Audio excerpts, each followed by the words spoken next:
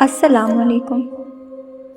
جب رات کے سناٹے میں جنگل کی خاموشی کو کسی بھی آواز سے توڑا جاتا ہے تو یوں لگتا ہے جیسے پورا جنگل سانس روک کر اس آواز کو سن رہا ہو۔ جنگل کے سناٹے میں بھی ایک ایسی پراسراریت چھپی ہوتی ہے جو انسان کے رونگٹے کھڑے کر دیتی ہے۔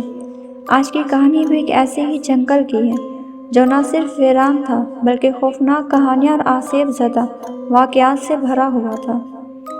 یہ واقعہ میرے دوست حمزہ کے ساتھ پیش آیا تھا۔ وہ ایک قدرتی فوٹوگرافر تھا اور اکثر ایسے مقامات پر جاتا جہاں عام لوگ جانے سے بھی ڈرتے تھے۔ اس کا کہنا تھا کہ ویران جگہیں اس کے کیمرے کی آنکھ سے کبھی ایسی نہیں لگتی جیسے کہ عام لوگوں کو لگتی ہیں۔ ایک دن اس نے سنا کہ ایک ویران جنگل میں ایک پرانی حویلی ہے جس کے بارے میں بہت سی خوفناک کہانیاں مشہور ہیں۔ حمزہ کی دلچسپی اس میں بڑھ گئی اور اس نے فیصلہ کیا کہ وہ اس جگہ کی تصویر لے گا۔ یہ جنگل شہر سے دور تھا اور راستہ بھی انتہائی خطرناک تھا۔ حمزہ اپنے کیمرے اور دیگر سامان کے ساتھ جنگل کی طرف روانہ ہو گیا۔ راستے میں گاڑی خراب ہو گئی اور اسے جنگل کے کنارے ہی گاڑی چھوڑنی پڑی۔ وہ اپنا سامان اٹھا کر پیدل ہی جنگل کی گہرائیوں میں جانے لگا۔ جیسے جیسے وہ آگے بڑھتا گیا اسے ایک عجیب سی بے چینی محسوس ہونے لگی، جیسے کوئی اس کے پیچھے پیچھے چل رہا ہو۔ حمزہ نے اپنی گھڑی پر وقت دیکھا۔ رات کے 10 بجنے والے تھے۔ وہ جلدی سے حویلی تک پہنچنا چاہتا تھا تاکہ وقت پر اپنی تصویر لے سکے۔ آخرکار اس نے حویلی کو دیکھ ہی لیا۔ وہ واقعی بہت پرانی اور خستہ حالت میں تھی۔ حویلی کے آس پاس بڑے بڑے درخت تھے جن کے سائے حویلی پر پھیل رہے تھے، جیسے یہ جگہ کسی خوفناک کہانی کا مرکزی کردار ہو۔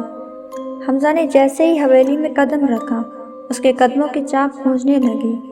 اس نے کیمرہ نکالا اور تصویر کھینچنا شروع کر دی۔ اچانک اس کے کیمرے کی اسکرین پر ایک عجیب سی شکل نمودار ہوئی۔ اس نے غور سے دیکھا تو ایک عورت کی پرچھائی نظر آئی۔ وہ ٹھٹک گیا۔ اس نے ادھر ادھر دیکھا لیکن وہاں کوئی نہیں تھا۔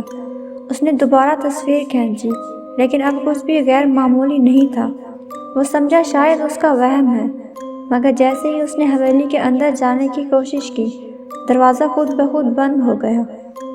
حمزہ کو زور سے دھکا لگا اور وہ پیچھے کی طرف گر پڑا۔ اس کے پیچھے دیکھنے پر اسے ایک سرد ہوا کا جھونکا محسوس ہوا، جیسے کوئی اس کے قریب سے گزر گیا ہو۔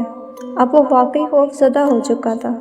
اس نے حویلی کے دروازے کو زور سے دھکا دے کر کھولا اور باہر کی طرف بھاگنے لگا۔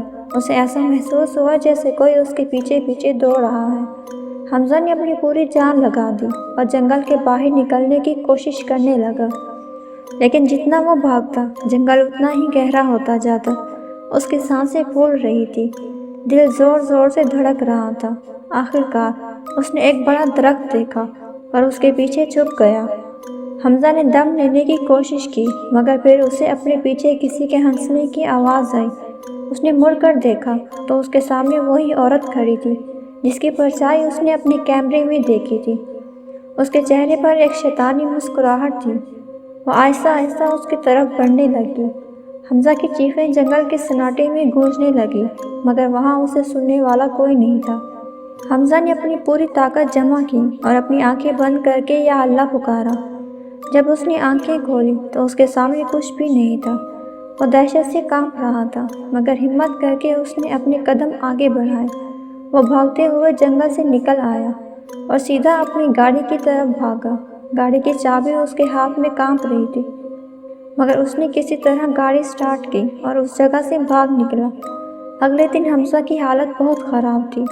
اس نے جب اپنے کیمرے کی ریکارڈنگ دیکھی تو اس کی آنکھیں کھلی کی کھلی رہ گئی۔